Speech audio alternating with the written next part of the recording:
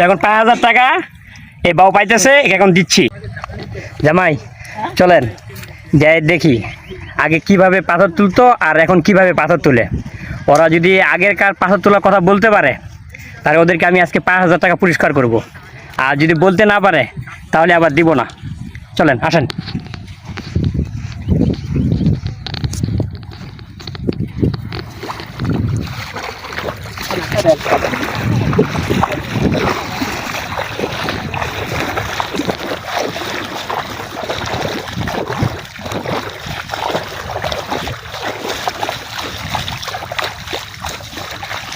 আচ্ছা কেমন আছো বলো তো? এদিকে আসো, এদিকে আসো, সবাই এদিকে আসো, একটা গেম খেলি, আসো তাড়াতাড়ি আসো।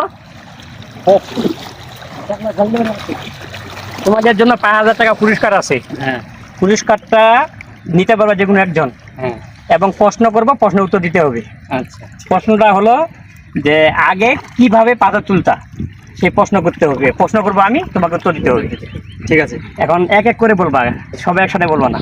ঠিক আছে, তুমি আগে বলো যে আগে কিভাবে পাথর তুলতো এবং কিভাবে পাথর তুলে আগে কিভাবে বিক্রি করতো, এবং রেট কয় টাকা ছিল আর এখন রেট কত, আর পাথর বিক্রি হয় কত।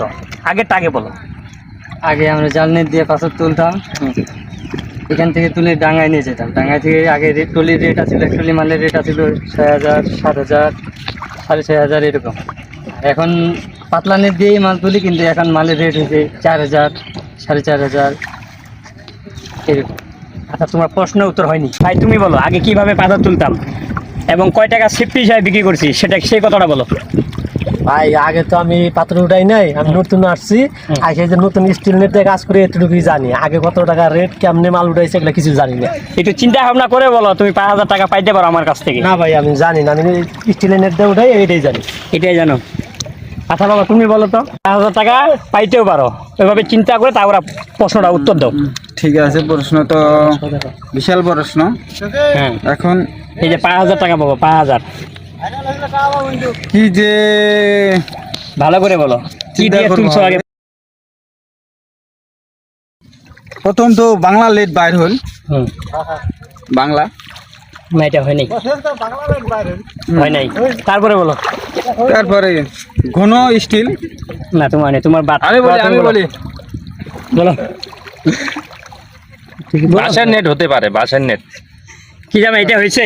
ঠিক আছে, ঠিক আছে, তাহলে টাকাটা কি পাবে? তবে সবাই একটা হাততালি দাও। এটা কিভাবে জানলা তুমি বাসের নেট দিয়ে পাথর তুলে? আমার বাবা পাথর তুলতো তো আগে, হ্যাঁ, এটা শুনছিলাম আর কি।